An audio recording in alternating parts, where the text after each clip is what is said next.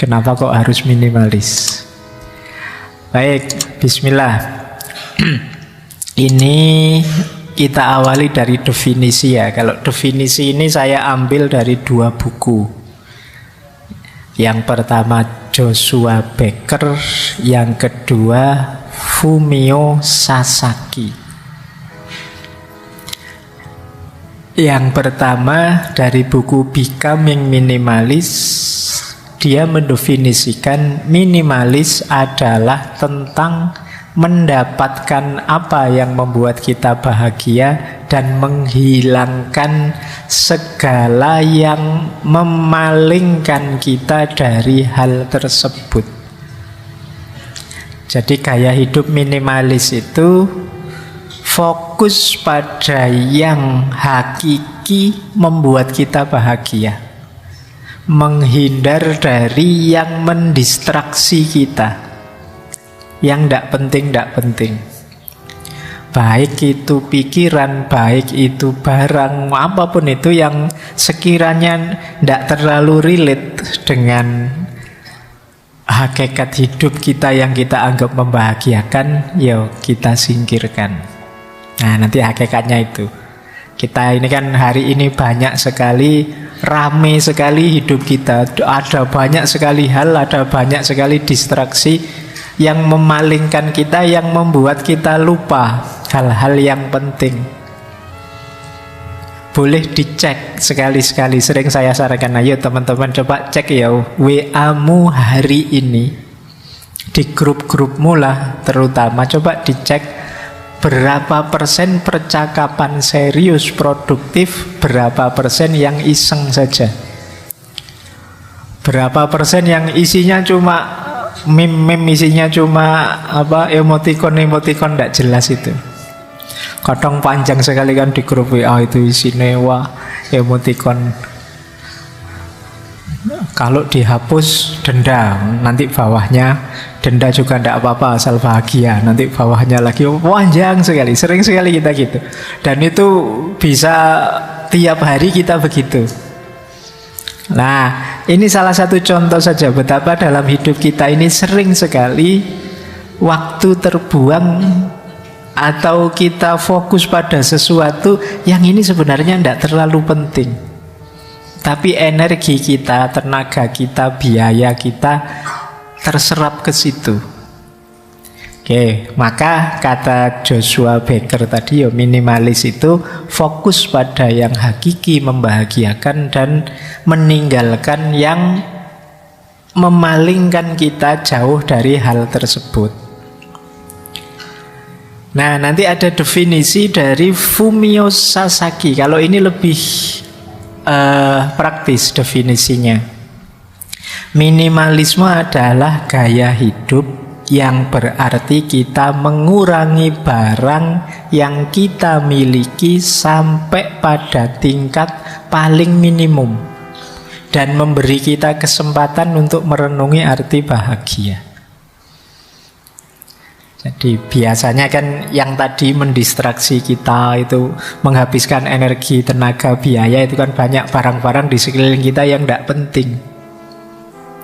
Ya karena kita miliki, akhirnya ya mau tidak mau harus kita urusi.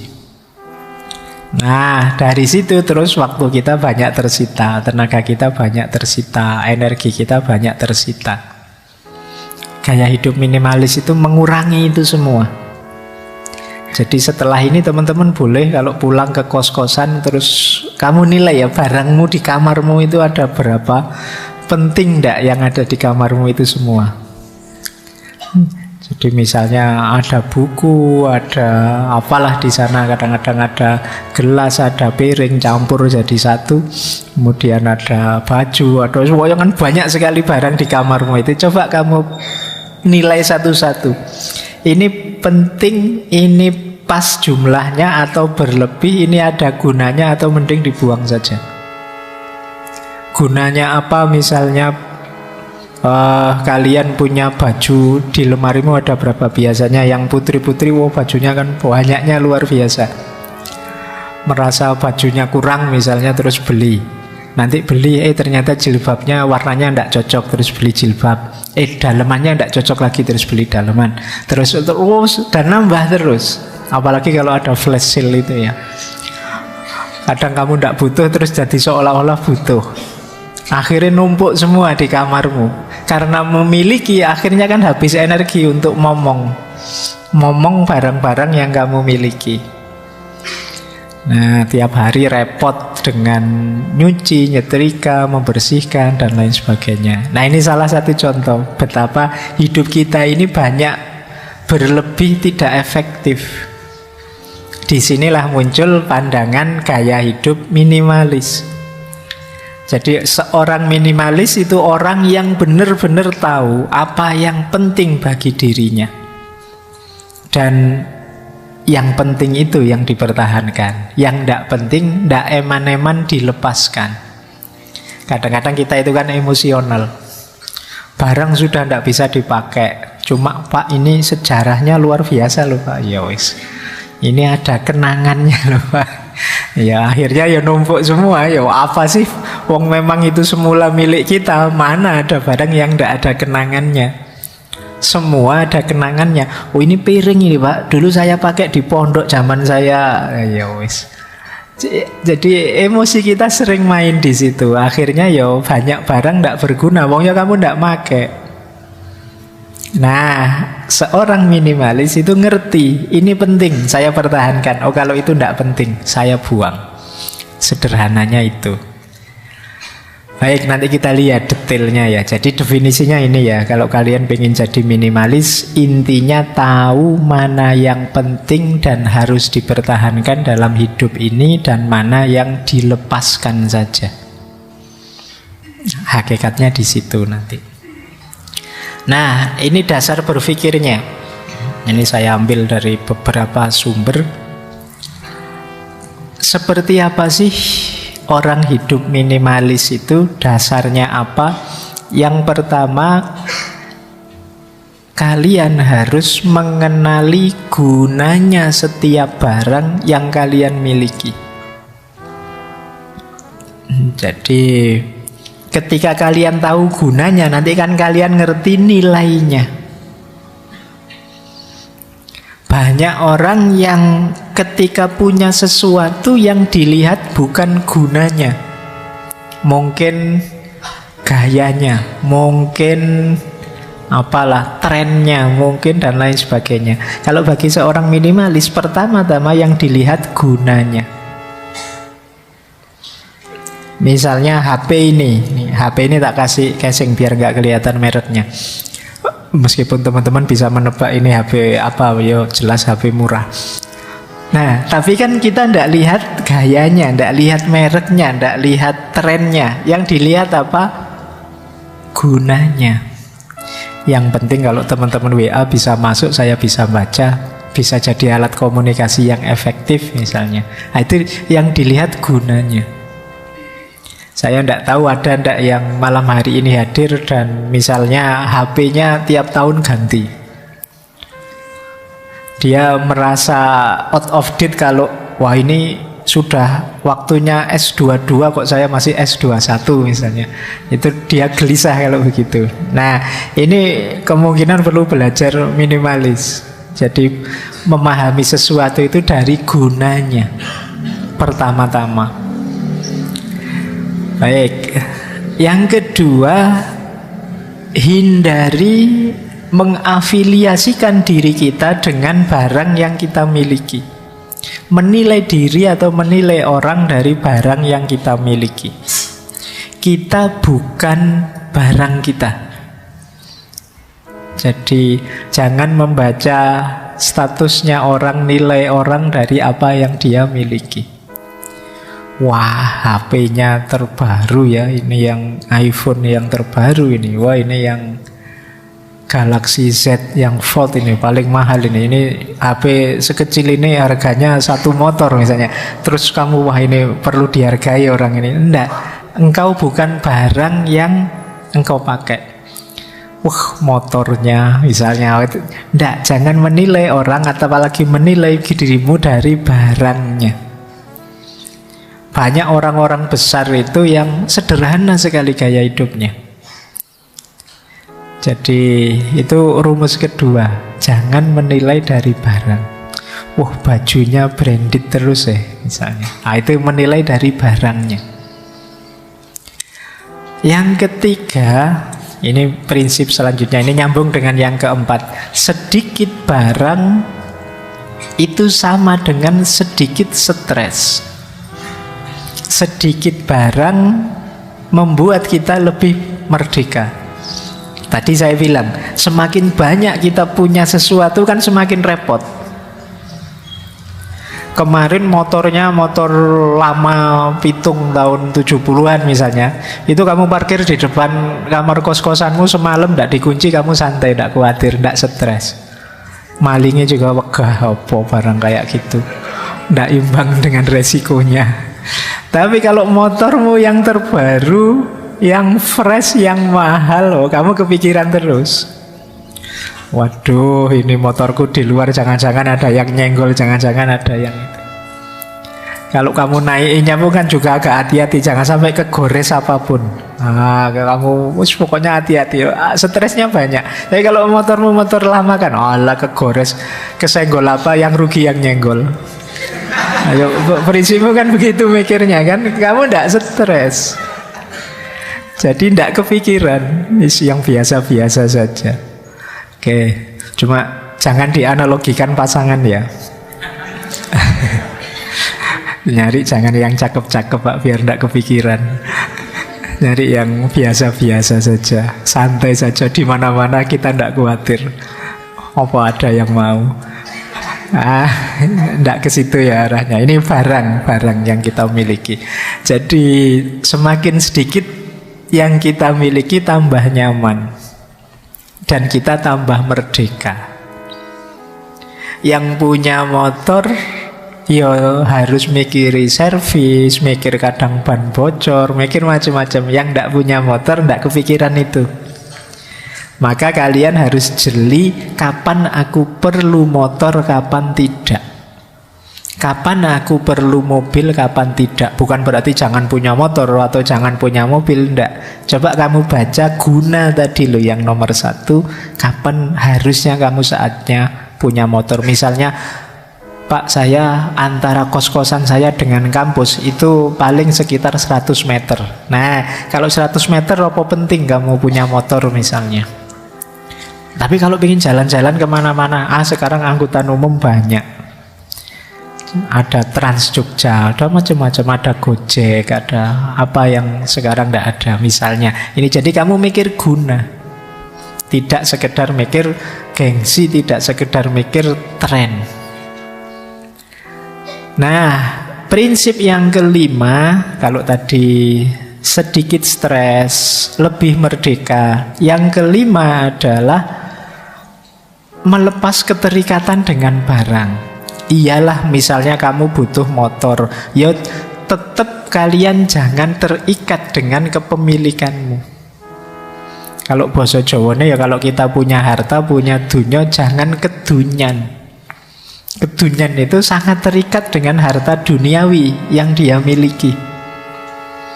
Jadi ya itu tadi, kayak punya motor, wah, kesenggol dikit, gores dikit, itu rasanya dunia kiamat misalnya. Itu sangat terikat. Wah, kamu tidak bisa tidur, kamu. Itu berarti kamu sangat terikat dengan kepemilikanmu. Mikirmu tidak simpel.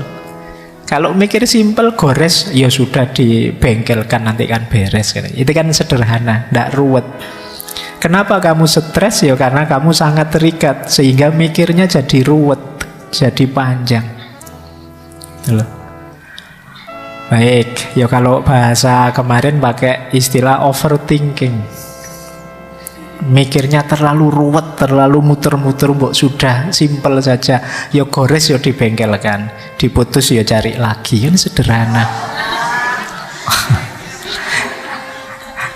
Kamu mikirnya terlalu ruwet. Oke, berpikir minimalis. Pak, saya kuliah tidak lulus lah ya. Mbok kamu pikir sampai stres ya tetap tidak lulus. Memang jelas tidak lulus. Ya diulang, kan gitu aja, sederhana. Tapi kan kamu stres mikir berpanjang-panjang karena itu. Wah, kenapa ya tadi saya waktu presentasi kok tidak maksimal, ngomongnya salah-salah, harusnya lebih bagus. Ya sudah, wong sudah kejadian. Ya besok diperbaiki lagi. Tidak usah terlalu banyak angen-angen dipikir. Kadang-kadang kan kita begitu, salah ngomong saja itu menyesalnya sampai berbulan-bulan. Ngapain tadi aku ngomong gitu ya, ngapain tadi. Lalu sudah terlanjur keluar, ya kalau salah minta maaf saja, selesai. Tapi kita sering bikin ruwet sesuatu yang simple. Nah, pelajaran dari sini, lepaskan keterikatan. Biar kita tidak terlalu terikat sehingga untuk hal-hal yang tidak penting kita terus jadi baper. Terus, nah ini jadilah penjaga pintu yang baik. Maksudnya jadi penjaga pintu yang baik itu ya, barang keluar atau barang masuk itu kita harus sangat hati-hati. Penting tidak sih aku beli barang ini, meskipun flash sale, meskipun serba 1000 cuma 1000-an, meskipun apa aku harus punya barang ini. Bukan urusan kamu mampu beli atau tidak, gunanya apa yang kamu beli itu. Wah, ini lumayan loh Pak, kaos ini 100.000 dapat 6. Ada yang mana beli itu? Begitu nyampe kamu kaget, aduh kaosnya kok kayak gini, mau dipakai apa ya ndak malu. Akhirnya nggak dipakai, cuma numpuk saja di kamarmu. Atau kamu pakai tidur saja, kalau ada temanmu datang cepet-cepet kamu ganti. Nah itu kenapa? Karena kemarin kamu mikirnya ndak panjang. Kamu bukan penjaga pintu yang baik. Jadilah penjaga pintu yang baik. Jadi kamu pikir, penting tidak sih aku beli ini? Harus tidak sih aku beli ini? Apapun itu. Bahkan mungkin termasuk hal-hal yang menurutmu, ini buku loh Pak misalnya. Penting tidak sih buku? Sekarang kan banyak buku-buku yang online, yang bisa langsung diakses. Penting tidak sih kamu beli buku yang fisik misalnya, bukan yang online? Mungkin bagi sebagian penting Pak, karena saya tidak nyaman kalau baca di HP atau di tablet. Saya nyamannya ya ada fisiknya. Sementara bagi yang lain, oh enggak Pak, saya nyamannya ya online saja. Kamar saya sudah tidak cukup diisi banyak barang, repot saya ya sudah. Nah ini kalian mikir gunanya. Maka kalian menjaga pintu itu ya filternya gunanya tadi. Tidak mentang-mentang ada yang baru. Kemudian nikmati ruang. Nikmati ruang itu kalian bisa bahagia kalau mampu menikmati ketiadaan, kekosongan, ketidakpunyaan. Jadi dalam hidup kita itu kalau kalian maunya isi terus justru sulit bahagia. Justru kalian harus latihan bahagia dengan tidak. Nikmati ruang. Tak kasih contoh ya, ada cerita masyhur sekali, banyak orang menganggap ini ceritanya Nasruddin Hoja. Jadi satu ketika ada tetangganya datang. Tetangganya ini sumpek, stres, hidup ini rasanya kok masalah banyak sekali. Datang ke Nasruddin. Dia tanya, wahai mullah, ada ndak nasihat buat saya biar hidup saya ini nyaman, lega itu. Kata Nasruddin, gini saja, kamu beli ayam 5, terus kamu pelihara di dalam rumah. Wah, beli dia ayam 5 dipelihara di dalam rumah. Tambah sumpek dia, ya gimana gak sumpek oh, di rumah kemana-mana ketemu ayam belum kotorannya. Datang lagi ke Nasruddin, gimana nasihat sampean? Saya tambah sumpek ini. Oh, kalau sampean masih sumpek, beliau kambing 2 saja, nanti pelihara di dalam rumah lagi. Oh, kan karena yang ngomong mulahnya ya sudah, mungkin kemarin memang belum, masih proses. Beli dia kambing 2 di dalam rumah. Tambah stres lagi dia. Oh ya ketambahan kambing apalagi. Tambah jungkir balik dia. Datang lagi ke temannya, sampean ini gimana? Tipsnya kok tambah ruwet gini, tambah lama tambah. Oh kalau masih belum, ini puncaknya. Sampean beliau sapi, taruh di dalam rumah. Wah, seminggu kayak gitu, wah tambah pontang-panting dia. Nah, akhirnya datang lagi. Gimana ini mullah? Kalau yang terakhir ini tidak sukses ya berarti sampean memang tidak pinter. Saya tidak mau lagi konsultasi. Kata mullah, nah sekarang saatnya. Kamu keluarkan sapinya, jual lagi. Nah, akhirnya sapinya dijual. Begitu sapinya dijual, dia merasa alhamdulillah agak lega sedikit karena sapinya sudah keluar. Datang ke mula, lumayan mula sudah agak lega sekarang. Oh bagus, tapi yo masih belum, masih sumpek. Oke, kalau masih sumpek, kambing yang 2 tadi kamu jual lagi. Kambingnya dijual, sekarang tinggal ayamnya, tambah lega lagi dia. Nah terakhir ngadep mula. Nah yang terakhir kalau kamu masih belum lega juga, yo ayamnya kamu ambil, kamu jual. Begitu ayamnya dijual, sekarang rumahnya longgar lagi, tidak ada lagi binatang di rumah. Seneng dia, bahagia. Alhamdulillah, nyaman sekarang hidupku. Nah ini dia belajar apa? Menikmati ruang. Padahal sebelumnya kan sudah begitu. Sudah tidak ada apa-apa, tapi dia tidak bahagia. Kenapa? Dia tidak mampu menikmati ruang. Sebagian besar kita menganggap bahwa wah, rumah saya ini belum ada apa-apanya loh. Mebelnya mebel kuno, terus apa, terus kita biasanya merasa minder kalau tidak punya apa-apa. Padahal di antara jalannya kita untuk bahagia itu kita bisa menikmati ketidakadaan, kekosongan. Jadi justru tidak punya itu ringan. Kayak tadi, tidak punya itu bebas stres, kita merdeka. Jadi ayo mampu menikmati ruang. Kemudian selain menikmati ruang, ada prinsip menyukai tidak harus memiliki. Nah ini kamu sering pakai ya. Iya.